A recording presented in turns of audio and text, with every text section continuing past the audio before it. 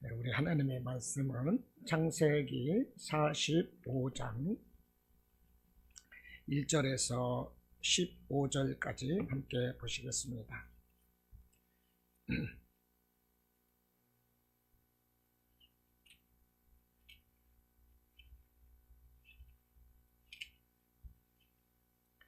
(45장) 1절에서 15절까지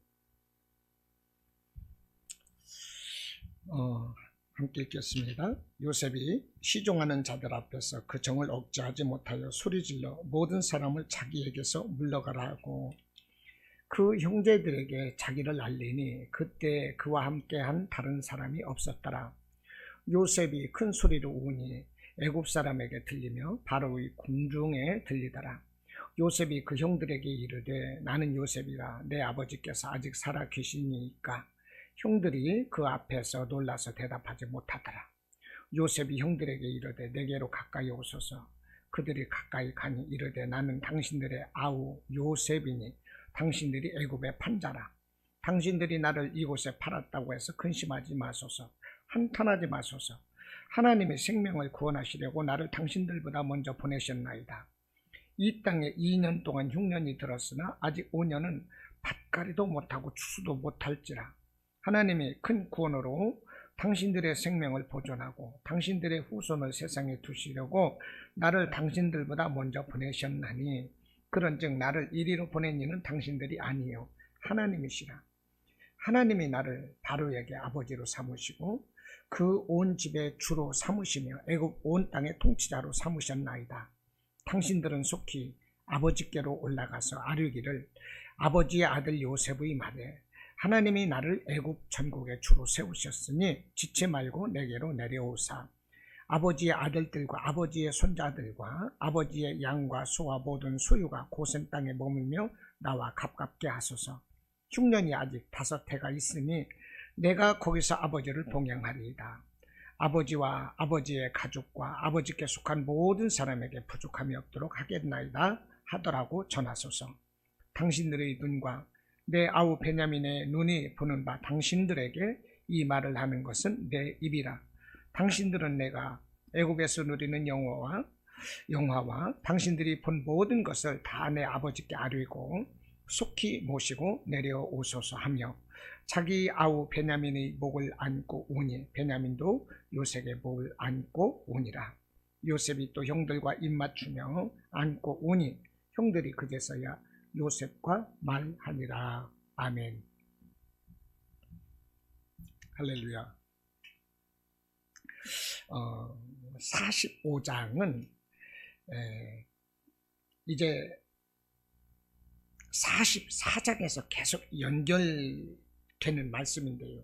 44장에서는 요셉이 그 형제들을 시험을 했습니다. 그 옛날에 자기를 팔았던 그 형제들이 얼마나 변화되었는가 그것을 알아보기 위해서 시험을 했는데요.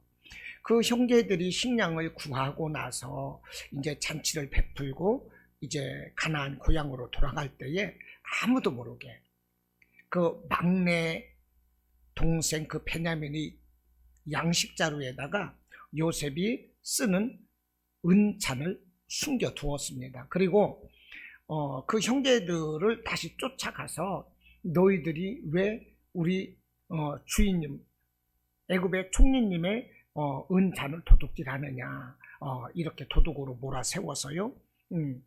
그러면서 다시 이제 애굽으로 그 형제들을 다시 소환해서 끌고 왔습니다.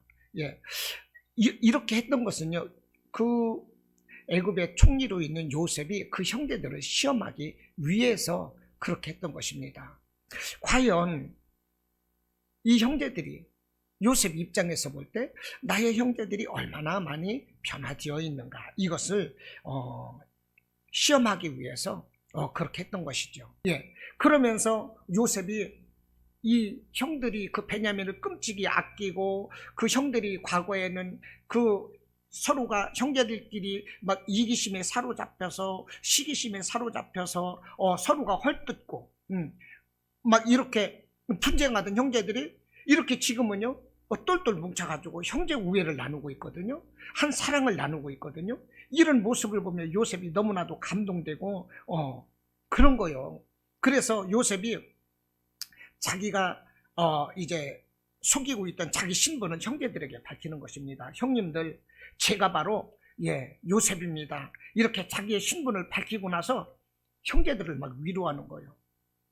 그동안에 자기가 요셉이라는 것을 숨기면서 형들을 시험하고 그러면서 형들이 변화된 모습을 이것을 보면서 막 가슴에서 터져나오는 이 울음을 이제 45장에서 마음껏 울으면서 자기를 섬기고 있는 그 종들을 다 물리치고 나서 그 주변 사람들이 다 들을 수 있을 만큼 통곡을 하면서 울면서 형제들을 끌어안고 그러면서 내가 바로 형님들이 팔았던 내가 바로 요셉입니다. 이러면서 그러면서 형들을 위로하고 있는 거예요. 내가 요셉인데 형님들이 나를 팔았다고 그래서 근심하지 마소서. 형님들이 나를 팔았다고 해서 염려하지 마소서. 하나님이 이스라엘과 우리 가족을 살리려고 나를 먼저 애굽에 보내셨던 것입니다. 형님들 염려하지 마십시오. 그러면서 이렇게 형들을 위로하고 있는 요셉의 모습이 오늘 45장 1절로부터 15절 말씀인 것입니다. 여기에서 이 요셉의 모습을 보면서 신앙의 참모습이 무엇인가 하는 것을 우리에게 가르쳐주고 있다는 것입니다. 하나님을 경외하는 사람이라면 그 정말 원숙한 신앙이 무엇일까? 참 신앙의 모습은 어떠한 것일까? 요셉을 통해서 우리가 배우게 되는 것입니다. 여러분, 우리가 하나님의 우리를 사랑하심으로 인하여 나의 죄를 대신해서 하나님이신 그 우리 예수님이 하나님과 본체시고 하나님의 영광, 하나님과 동일한 영광을 누리신 그 우리 예수님, 태초에 우주 만물을 지으신 우리 예수님, 그분이 태초부터 계셨던 우리 예수님이 육신을 입고 이 땅에 오셔서 나를 대신해서 십자가를 지시고 죽으시고 고난받으셨거든요. 이것이 무엇입니까? 사랑이라는 것입니다. 그런데 우리를 사랑하시는 우리 하나님께서 왜 이와 같이 육신의 모습으로 오셔서 매를 맞고 십자가에서 죽으시는 이 고난, 이런 것을 왜 당하신 것일까요? 사랑의 실천이라는 것입니다. 우리 하나님은 이 땅에 죄인된 이 백성들을, 인간을 구원하시기 위해서 어떻게 해야 된다는 것을 이미 창세전에 계획하셨고요. 그것이 구원 섭리였던 것입니다. 그것이 하나님의 사랑인 거예요. 그러나 이 이론으로만 알고 그걸로만 그치시는 것이 아니라 하나님께서 먼저 우리를 사랑하셨고 그 사랑을 확증하셨다는 것입니다. 그 하나님의 사랑 확증이 무엇이겠습니까? 하나님이 먼저 우리를 대신해서 십자가를 지셨다는 거예요. 나를 대신해서 하나님이 먼저 사랑을 확증하셨다니까요. 순종하는 사랑의 실천이 있었다는 것입니다. 그러므로 우리 믿음의 사람들도 말로만 사랑합니다, 말로만 그럴 것이 아니라 정말로 내 형제, 내 가족, 내 이웃, 내 함께 신앙생활하는 우리 교우들 함께 사랑해야 되는 것입니다. 내 이웃을 사랑해야 돼요. 우리 하나님이 사랑하셨기 때문에 내가 사랑해야만 되는 것입니다. 우리가 주기도문 할 때 그러지 않습니까? 우리 예수님이 가르쳐 주신 기도문인데요, 우리가 우리 죄를 사한 것 같이 우리 죄를 사하여 주시옵고 그래요. 우리 죄를 용서해 달라고 하나님께 기도할 때 그 기도 내용이 그렇다는 것입니다. 우리가 우리에게 죄 지은 자를 사하여 준 것 같이 우리 죄를 사하여 주옵시고, 이게 무슨 말씀이에요? 하나님, 우리도 다른 사람 죄를 용서해 주거든요. 그렇듯이 하나님도 우리 죄를 용서해 주세요. 이 기도인 것인데, 우리는 과연 내게 억울하게 하고 나를 힘들게 하고 고달프게 하고 나에게 피눈물을 흘리게 하고 정말로 선을 악으로 갚는 이 많은 사람들이 있다고 보면 그들을 정말 용서하고 있는 것입니까? 그들에게 내가 사랑을 베풀고 선을 행하고 사랑을 실천하고 함으로 인하여, 그래서 우리가 우리에게 죄 지은 자를 사하여 준 것 같이 우리 죄를 사하여 달라고 하나님께 기도하는 것입니까? 정말 그렇지 못한 부분이 많거든요. 그런데 우리 예수님은 이렇게 기도를 가르쳐 줬잖아요. 이와 같이 우리도 이와 같은 이 사랑을 실천해야 되는 거예요. 요셉은 지금 그렇게 하고 있다는 것입니다. 요셉은 그렇게 하고 있어요. 요셉은. 그래서 그 자기를 팔았던 형제들을 요셉은 지금 용서하고 있는 것입니다. 하나님의 사랑을 나타내고 있는 거예요. 요셉의 모습을 보면은요, 그래서 하나님을 보는 것 같아요. 요셉은 누구입니까? 예수님을 예표하는 자라고 그러거든요. 수천 년 전에 이 땅에 올, 약 3,000년 후쯤 이 땅에 올, 예수님을 예표하는 사람이 바로 요셉이라는 것입니다. 이제 그 말씀을 계속 나눌 것인데, 우리는 이와 같이 요셉과 같이 정말로 내 이웃, 내 형제, 내 가족을 나의 모습, 나의 몸보다도 더 사랑할 수 있는 이런 신앙인이 되자 하는 것입니다. 말로만 사랑한다고 하는 것이 아니라 정말로 배고픈 사람이 있으면 실제적으로 도와줄 수 있는 사람, 이것이 바로 사랑인 것입니다. 우리가 가끔 그래요. 서로가 안부를 묻고 나서 어떻게 지내십니까? 잘 지내십니까? 그러거든요. 그러고 나서 그 형제가 굶주리고 있는데 그러면 밥을 한 끼 사줘야 돼요. 식사값이라도 내줘야만이 그게 정말 사랑인 것입니다. 저는 가끔 우리가 교회다 보니까 가끔 전화를 와요. 거기 교회죠. 제가요 배가 고프거든요. 이러고 전화 오는 사람이 있어요. 그런데 그게 거짓말이라는 거 압니다. 거짓말이라는 것을 아는데 하다못해 식사 한 끼값 10,000원이라도 저는 보내줍니다. 왜냐하면 이것이 예수님 사랑일 거니까. 예수님께서 이 땅에서 십자가를 지러 오셨을 때 모든 사람이 예수님의 십자가 공로를 힘입어서 모든 사람이 그 사실을 믿고 예수님께 다 감사기도 할 것으로 아셨을까요? 아니에요. 많은 사람들이 나의 이와 같은 십자가 사랑과 헌신을 헌신짝 버리듯이 버리고 그럴 것이라는 것을 예수님을 알면서도 십자가를 지셨다는 것입니다. 가룟 유다가 자기를 배반할 줄 알면서도 가룟 유다를 용서하시고 계속 품어주신 예수님이신 거예요. 그와 같이 우리도요 이렇게 해야 된다는 거예요. 그래서 어려운 사람이 있으면 정말로 베풀고 섬길 수 있는 이것이 사랑인 것입니다. 우리 믿음의 사람들 보면 그래요. 아이고 그렇게 어려우십니까? 그런 어려움이 있으십니까? 참 안 됐네요. 제가 기도할게요. 그러거든요. 기도 백날 하면 뭐합니까? 기도하면 뭐하냐고요. 물론 기도하면 하나님이 들으시지만 당장 그 사람에게 필요한 것은 그 사람을 돕는 이 사랑이 필요하다는 것입니다. 우리 예수님께서 대제사장이라든지 장로라든지 이 유대인들로부터 정말로 십자가에 달리실 만한 그런 계기가 언제였느냐? 안식일에 일했다는 것입니다. 안식일에 사람을 고쳤다는 거거든요. 수많은 사람이 안식일에 있는 것을 보시고 예수님이 그를 즉시 고쳐주셨어요. 그러자 장로들이, 서기관들이, 바리새인들이, 성경을 안다고 전문가라고 말하는 사람들이 안식일에 사람을 고치느냐? 그것은 안식일에 일하지 말라 했는데 일하는 것 아니냐? 이러면서 예수님을 막 신란을 했거든요. 그럴 때 예수님이 하신 말씀이 무엇입니까? 사람이 안식일을 위하여 있는 것이 아니라 사람을 위하여 안식일이 있는 것이다. 예수님은 이렇게 해석을 하셨어요. 이것은 놀라운 예수님의 재해석인 것입니다. 우리는 꼭 안식일을 위해서 사람이 존재하는 것 같거든요. 아니에요. 태초에 이 성부 하나님이 안식일을 거룩하게 지키라고 하셨던 것은요, 우리 인간을 위한 하나님의 배려이셨던 것입니다. 그래서 사람을 위하여 안식일이 존재하는 거예요. 예수님이 그때 하신 말씀이 뭐예요? 너희가 안식일이라도 너희 양이 구덩이에 빠져 있으면 그 양을 건져내지 않겠느냐. 이 외식하는 자들아. 우리 예수님이 그러셨어요. 안 그렇습니까? 내가 기르는 소나 양이 있는데 안식일에 구덩이에 빠져가지고 허우적거린다면 안식일 날 예배 끝났는데 내 양이나 소가 구덩이에서 빠져 있거든요. 그럼 얼른 가서 꺼낼 거 아니겠습니까? 그와 마찬가지라는 거죠.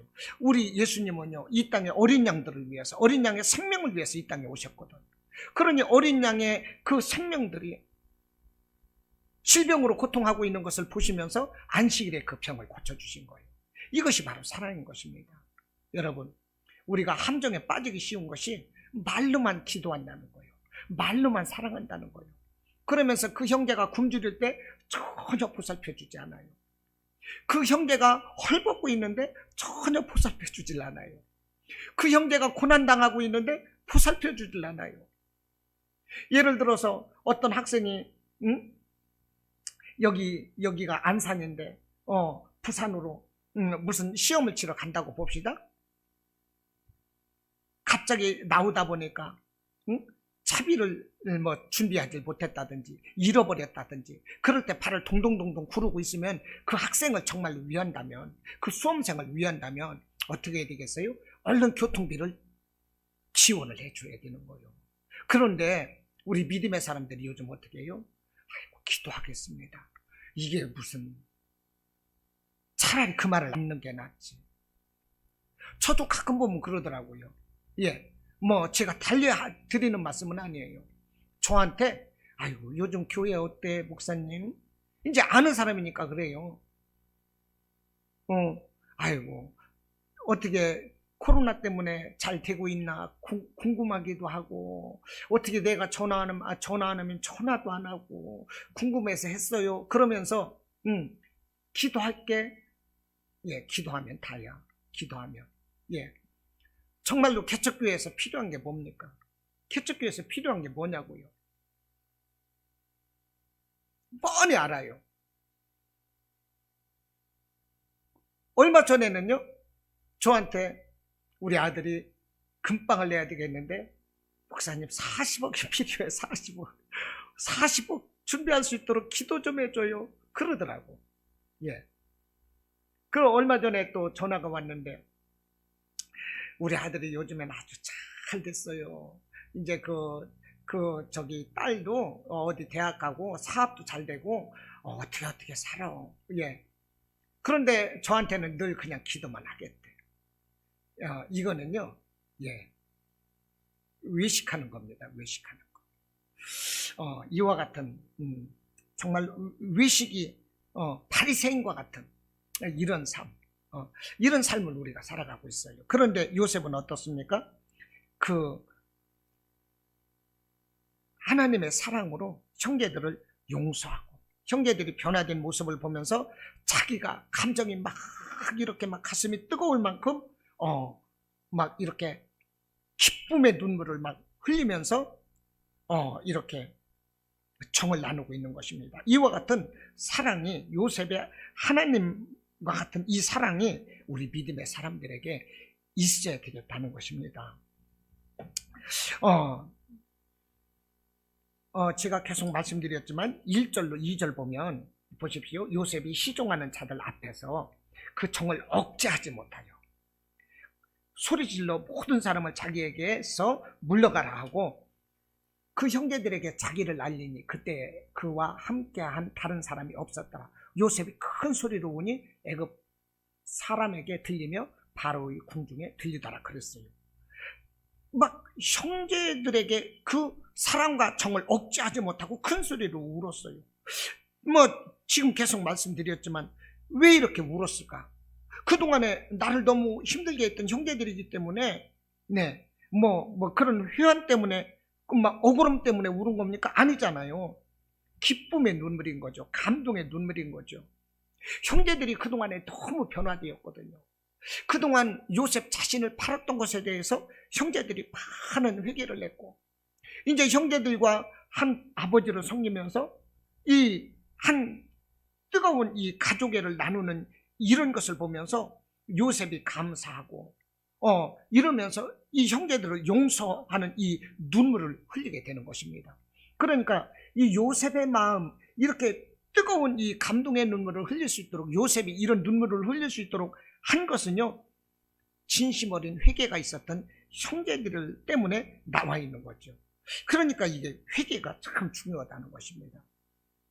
우리가 진실한 회개가 있을 때 하나님과 가까워집니다. 우리가 죄가 있을지라도 회개하면 하나님은 우리의 기도를 들으시는 거예요. 우리의 소원을 하나님은 다 들어주시고 응답해 주시는 것입니다. 예, 하나님과 가까이 하고 우리의 기도가 응답될 수 있는 그 요건은 바로 회개가 있어야 되는 거예요. 그런데 이 회개는요, 하나님뿐 아니라 사람과의 관계에서도 중요하다는 것입니다. 내가 정말로 잘못된 것이 있으면 진심으로 내가 과거에 미안했습니다. 잘못했습니다. 그때 내 생각이 짧았습니다. 이렇게 시인할 줄 알아야 돼요. 그러면요, 서먹서먹했던 관계가 풀립니다. 원수지지 않습니다. 다시 화합하게 돼요. 가까워지게 돼요. 이래야 돼요. 그 우리 믿음의 사람들 크게 너무 부족한 것 같아요. 세상 사람들 보면은요, 그냥 보면 저도 예를 들어서 참 96년 말쯤, 그때쯤 96년 말쯤에서 제가 술을 끊었는데, 사실은요, 세상 사람도 술 한잔 먹으면서 많이 화해하거든요. 담배 나누면서도 화해하고, 술잔 함께 기울이면서 화해하고, 쉽게 해요. 그런데 우리 믿음의 사람들은요, 술, 담배 안 넣는다면서도 화해가 안 되더라고요. 자기 내려놓는 게 없어서 그래요. 진실한 회개가 없는 것입니다. 이 형제들의 진실한 회개로 인해서 요셉의 마음이 움직였다는 거예요. 우리 하나님 앞에서 회개하고, 사람들 앞에서도 내 자신을 내려놓고 정말로 시인할 수 있는 이런 사람이 되는 것이 정말 믿음의 사람답고 세상 사람들로부터도 그 인정받는 참 그리스도인의 모습이 아니겠는가 생각을 합니다. 그런데 또 하나 1절로 2절에서 이 요셉이 통곡을 하며 울었거든요. 여기에서 요셉의 성숙한 그 인격을 엿볼 수가 있다는 것입니다. 예, 우리가 보통요, 저부터도 가끔 그런 게 있는데, 저를 힘들게 하는 사람이 무슨 작은 실수 하나라도 하면 고속하다, 그럴 때 그런 심술 같은 것이 발동될 때가 사실 있거든요. 그런데 요셉은 그거 아니에요. 그 형들을 위해서 끊임없이 기도했고, 그 형제들이 이렇게 변화된 모습을 보면서 정말로 기뻐하는 거예요. 이것이 무엇이겠습니까? 열매 맺는 그리스도인의 삶이 아니겠습니까? 성령의 사람 아니겠습니까? 말씀의 사람, 기도의 사람인 거지요. 그러므로 인해서 형제들이 이렇게 진심으로 변화되고 이렇게 하는 이 모습을 보면서 진실로 기뻐할 수 있는 것, 이것이 바로 참된 인격이라는 거예요. 내가 쓰려면은요, 다른 사람을 세워줘야 돼요. 내가 인정받으려면 다른 사람을 내가 먼저 인정해줘야 돼요. 내가 높아지려면 다른 사람을 먼저 높여주어야만 되는 것입니다. 그런데 내가 높아지려고만 하고, 내가 인정받으려고만 하고, 내가 세워지려고만 하거든요. 그러면 다른 사람으로부터 나는 끌어내려지게 되는 것입니다. 요셉은요, 그렇지 않았어요. 진심으로 형제들을 위해서 위하는 사람이에요. 그리고 요셉이 이 형제들이 이런 모습을 볼 때 눈물을 흘리며 기뻐했는데, 이와 같은 요셉의 모습을 볼 때, 요셉이 성경에서 보면 그 형제들을 위하여 기도했다, 이 말씀은 없거든요. 그러나 형제들을 위해서 얼마나 기도했는가 하는 것을 이 본문에서 알 수가 있는 것입니다. 아까 말씀드렸죠, 주기도문에서 우리가 우리에게 죄 지은 자를 사하여 준 것 같이 우리 죄를 사하여 주시옵고, 이 기도를 예수님이 가르쳐 주셨잖아요. 우리에게 죄 지은 자는 사하여 준 것 같이 우리 죄를 사하여 주옵시고, 우리가 이렇게 남들을 용서할 때 하나님으로부터 우리가 용서받고 인정받을 수 있다는 이런 개념인 것인데, 이와 같이 예수님도 말씀을 하셨어요. 네 원수를 사랑하라 하는 것입니다. 네 원수를 사랑하라. 가장 지키기 힘든 계명이 원수를 사랑하라고 하는 것인데요, 이 원수를 사랑하라, 이것이 바로 계명인 거예요. 그래서 이 복음이 뭐냐? 율법의 완성은 사랑이라는 것입니다. 이 복음은 바로 사랑의 결정체예요. 이 사랑의 결정체로 오신 분이 바로 예수님이신 것입니다. 예수님이 나를 대신해서 십자가를 지시고 대신 죽으셨어요. 이것이 바로 사랑인 것입니다. 이렇게 우리가 사랑하면서 원수를 위해서 우리가 기도를 해야 하는 것입니다. 요셉은 기도했어요. 어떻게 기도했을까요? 하나님, 우리 형제들이 정말로 나를 죽이려고 그랬고, 나를 은 20에 애굽에 팔아서 내가 억울하게 젊은 이 청소년기에 보디발 장군 집에 와서 노예로 살았고 억울하게 강간범으로 몰려가지고 감옥에 왔고 거기에서 또 억울한 옥살이를 했고 제 인생 너무 억울합니다. 그러면서 형제들을 원망한 것이 아니라 그럴지라도 하나님 우리 형제들을 용서해 주세요. 우리 형제들을 불쌍하게 여겨주세요. 우리 형제들이 이제는 변화되게 해주세요. 하나님 우리 형제들 이제는 사람답게 살게 해주세요.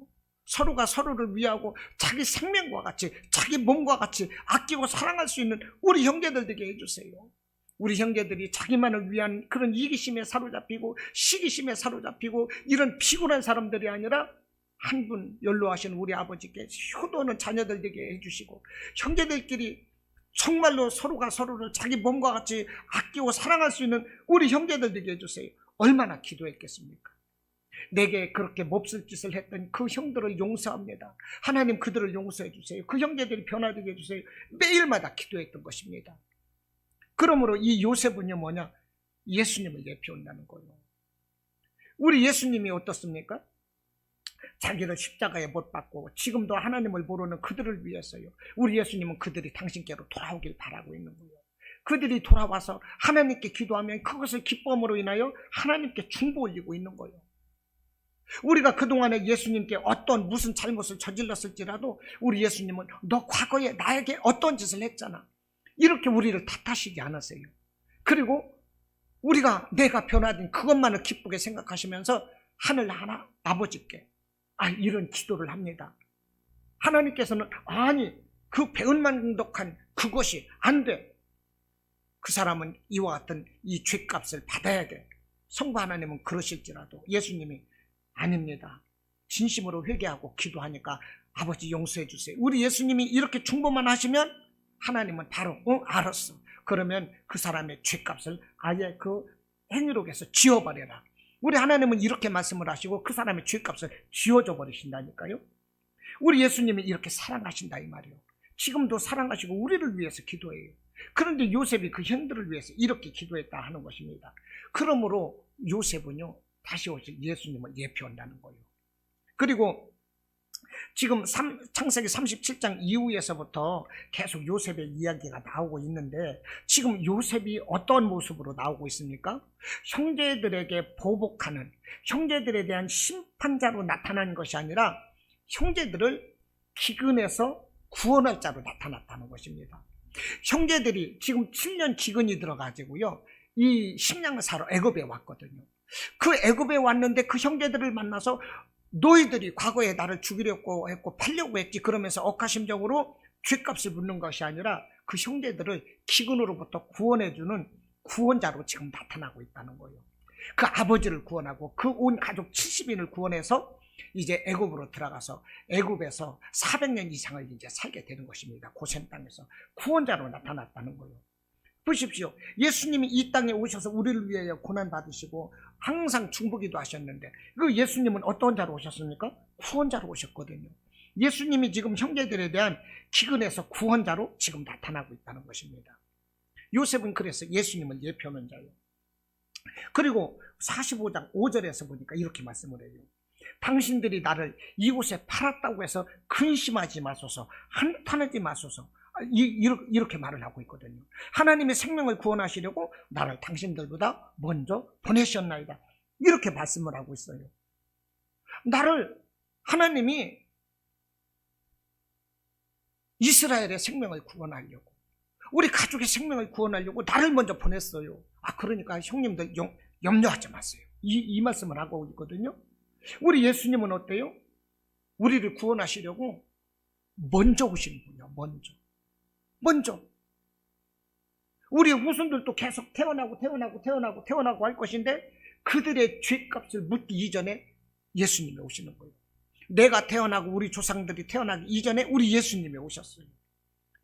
하나님께서는 이미 창세기 3장 15절을 원복음이라고 그러는데요. 이 여자의 후손으로 오실 그 메시아를 말씀을 하시면서 먼저 오시는 자, 우리를 구원하시려고 먼저 오실 예수님을 예표했던 것입니다. 5절에서도 지금 요셉이 그러는 거예요. 나를 먼저 당신들보다 먼저 보내셨나이다. 우리 예수님도 이미 먼저 보내주신 자, 하나님이 우리의 생명을 구원하시려고 예수님은 이와 같이, 요셉은 이와 같이 우리 예수님을 예표한다는 것입니다. 여기에서 기도를 한번 더 살펴보고자 합니다. 정말로 이 형제들을 위해서 요셉이 많은 기도를 했을 것인데, 정말로 요셉의 그 눈물은 정말로 그 요셉의 모든 삶 가운데 다 젖어들었지 않겠느냐 하는 것입니다. 여러분, 기도에는 정말로 눈물이 있어야 돼요. 우리가 눈물로 기도하는 것은요, 하나님이 반드시 들으십니다. 저와 여러분들도 눈물의 기도가 있어야 됩니다. 정말로 우리는 눈물이 메마른 삶을 살고 있어요. 요즘에는요, 사람들이 점점 신앙이 메말라가지 않습니까? 신앙이 메말라가는 만큼이나 눈물의 기도가 없다는 거예요. 그 하나님의 응답이 있을 수가 없는 것입니다. 영적으로 깊이 있게 하나님께 나갈 수가 없어요. 하나님이 도우시고 우리와 함께 하시고자 하는 그 체험적인 신앙을 가질 수가 없는 것입니다. 우리는 눈물을 흘리면서 정말로 기도를 해야 돼요. 우리가 잘 알고 있는 어거스틴이 변화되어서 그 사람을 이제 성인이다 해서 성 어거스틴인데요. 이 어거스틴의 어머니 모니카의 기도가 있었다는 거 여러분들도 잘 아시잖아요. 이 어거스틴은요, 아주 망난이었습니다. 망난이. 유부녀와 사귀었고 창녀와 사귀었고 막 그랬어요. 유부녀와 결혼하고 자녀를 낳고 뭐 말할 수 없었어요. 그런데 또 마니교라는 그 이방 종교에 심취해가지고 이렇게 죄를 졌고, 어쨌든 그 세상적인 그 모든 죄라는 죄는 정말로 지은 사람이 어거스틴인데, 그 어거스틴을 위해서 그 어머니 모니카가 눈물로 기도했다는 거 아니겠어요? 그 어머니 모니카가 하루는 그 스승을 찾아가서 이렇게 자기의 사정을 얘기할 때, 어거스틴의 그 사정을 얘기하면서 하소연을 할 때 그 교부가 말을 하기를 기도하는 자녀는 망하지 않는답니다. 이렇게 말을 했다고 그러잖아요. 여러분, 우리가 자녀를 위해서 기도해야 되는 것이고 우리의 모든 삶을 위해서 기도해야 하는 것입니다. 우리가 기도하면 절대로 잘못되지 않아요. 잘 됩니다. 기도하면 다 성공합니다. 아무튼 기도해야 됩니다. 이렇게 어거스틴이 어머니 모니카의 기도로 인해 가지고요, 로마서 13장 12절로 14절 말씀을 성경을 보고 나서 깨달았다는 거 아니겠습니까? 낮이 가까웠으니 술 취하지 말고 방탕하지 말고 그리스도의 옷 입고, 이런 말씀인 거거든요. 여러분, 기도할 때 변화가 되는 것입니다. 이렇게 변화된 어거스틴은요, 성경을 다시 해석했어요. 하나님이 이 창세기에서 보면 우주 만물을 창조하지 않습니까? 7일 동안 창조하시고 좋았더라 말씀을 하시는데, 이 창조론에 대해서 어거스틴이 정리를 했고, 또 성부, 성자, 성령, 이 삼위 하나님, 삼위일체론을 정리했어요. 또 성부, 성자, 성령은 그 존재의 본질이 세 분이 같은 하나님이시다, 이렇게 삼위일체론에서 이 정리를 했다는 것입니다. 그리고 기독교 교리에서 이 사랑을 하나님 안에서 누리는 즐거움이고 하나님 밖에서는 육신의 정욕이라, 이렇게 정리를 했고요. 결혼생활 안에서는 성관계도 죄가 아니다. 이것을 밝힌 사람이 이제 어거스틴이라고 그럽니다. 또 신학적 인류학에서 인간은 몸과 영혼으로 구성되어 있다, 이것을 밝힌 사람이 어거스틴이고요. 또 교회학과 이 교회를 중심으로 한 교리, 또 종말론, 무천년설이라는 교리를 내세웠는데, 장로교 존 칼빈이 이 성 어거스틴의 영향을 받았다고 그럽니다. 이와 같이 어거스틴이 있기까지는 그 어머니 모니카의 기도가 있었다는 거죠. 우리가 잘 알고 있는 이전 세대 목사님이신데요. 그분님이 이 청년 시절에 청소년기를 아주 불량하게 지냈답니다. 불량하게 지냈는데 그 어머니는요, 기도하는 권사님이었어요. 그런데 이태희 청년이 얼마나 야야, 살아있는 사람을 어떻게 죽인다냐? 그랬더니 쥐약 먹여서 죽이자고. 그러니까 이태희 누나가 저놈이 쥐약 먹고 죽게 생겼구나. 그래서요, 그 어머니가 아주 눈이 짓무르도록 밤이나 낮이나 밤낮 그 아들을 위해서 기도했답니다. 예, 밤낮 내가 없으면 저것들이 그 형제를 죽일 것이니 어떻거나. 그러면서 밤낮 태를 청년이 예수님을 뜨겁게 만나고 변화되면서 신학생 때부터 놀랍게 복음을 전하는 사람이 돼가지고요, 오늘날 큰 교회를 이루었습니다. 이것이 바로 기도의 능력이다 하는 것입니다. 여러분, 진실한 마음과 기도는 반드시 통합니다. 하늘 보좌도 움직여요. 사람도 움직입니다. 이 시대에 우리가 회복해야 될 것은 정말로 기도. 지금 요셉의 형제들이 이렇게 변화됨으로 인하여 요셉이 감동을 했거든요. 그래서 막 그 청을 억제하지 못하고 소리내서 울었거든요. 이렇게 되기까지 요셉은 많은 기도가 있었을 것이다 하는 것입니다. 그 형제들을 위해서. 여러분, 우리에게 문제가 있습니까? 아픔이 있습니까? 삶의 애환이 있습니까? 우리 힘으로 어찌할 수 없는 이런 이 산과 같은 문제가 있습니까? 여러분, 기도하시기 바랍니다. 여러분, 내 힘과 내 환경과 어떤 사람을 의지할 것이 아니라 기도하시기 바라요. 하나님을 움직이시기 바랍니다. 하나님 움직이시면 하나님이 다 하세요. 사람의 힘으로는 작은 산 하나도 어찌할 수 없지만 하나님을 움직이면 세상이 다 움직여지는 것입니다. 하나님을 움직이시기 바랍니다. 이것이 바로 기도예요. 그리고요, 사람 간의 문제도 그렇습니다. 여러분, 내 힘으로 하려고 그러면 일이 더 커져요. 일이 더 엉켜요. 여러분, 뭐든지 전문가를 찾아가야만이 문제가 원만하게 해결이 되는 것입니다. 우리 인생의 문제에 있어서 전문가는 우리 하나님이세요. 하나님께 맡기는 것, 이것이 바로 기도인 것입니다. 요즘 많은 사람들이요, 기도는 하지 않고요, 자기 방법을 의지해요. 말만 번지르르하게 합니다. 그러나 이 말로 하는 거, 번지르르한 말, 이것은 하나님을 움직일 수도 없고요, 사람을 움직이지 못해요. 사람이 임시방편으로 쏘을 수는 있어요. 오래가지 못합니다. 감동이 없는 거예요. 여러분, 기도하시기 바랍니다. 시편 126편 5절로 6절에서 눈물을 흘리며 씨를 뿌리는 자는 기쁨으로 거두리로다 말씀을 해요. 울며 씨를 뿌리러 나가는 자는 반드시 그 곡식단을 가지고 돌아올 것이다 말씀을 하는 것입니다. 여러분, 힘드십니까? 기도하시기 바랍니다. 저도 요즘에 힘든 일이 많습니다. 그래서 기도를 합니다. 하루에 몇 시간씩 기도를 합니다. 그전에는 이 기도가요, 한다 하면서도 사실 힘들고, 지금도 기도가 왜 안 힘들겠습니까? 캐톨릭에서는 이 기도라는 것을요, 원어로 풀이하면 노동이라고 그럽니다. 기도가 노동이라는 거예요. 그래서 기도를 예를 들어서 1시간 하면 그 하루 분량의 노동과 같다는 거예요.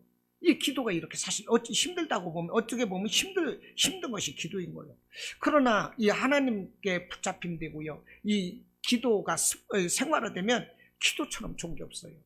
저는 요즘 바쁜 일로 인해서 기도를 못하고 시간이 지나가면 아이고 어떡하지, 기도를 못해서 어떡하지, 막 이 생각이 들어요.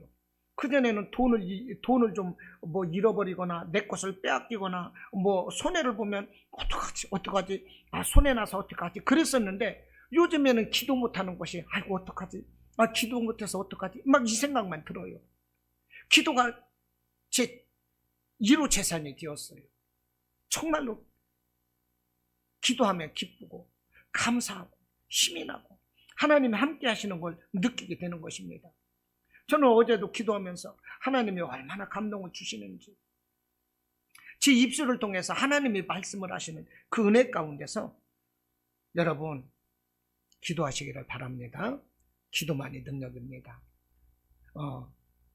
그래서 하나님을 움직이시기를 바랍니다. 요셉은 그 이와 같은 모든 감동을 위해서 이와 같은 형제들과의 그 아름다운 그 재회를 위해서 일찍이 기도했다는 것입니다. 여러분, 삶이 아무리 바쁘고 시간이 쪼들리고 그럴지라도 기도를 먼저 생각하시기를 바랍니다. 아침에 일어나서 먼저 기도하시고 끝나고 나서도 기도하시고 삶 가운데 일하면서도 계속 방언으로 기도하시기를 바랍니다. 그러면 악한 것들이 내게 가까이 할 수 없어요. 내 가족도 기도입니다. 내 삶도 기도입니다. 내 건강도 기도입니다. 나의 미래도 기도입니다. 요셉도 기도했습니다. 기도하는 사람은 언제나 승리합니다. 우리 순복음 디자인교회도 기도로 승리하는 하나님을 기쁘시게 나의 삶을 하나님께 영광 돌려드리는 이와 같은 복된 성도들이 되시기를 주님의 이름으로 축원합니다. 아멘.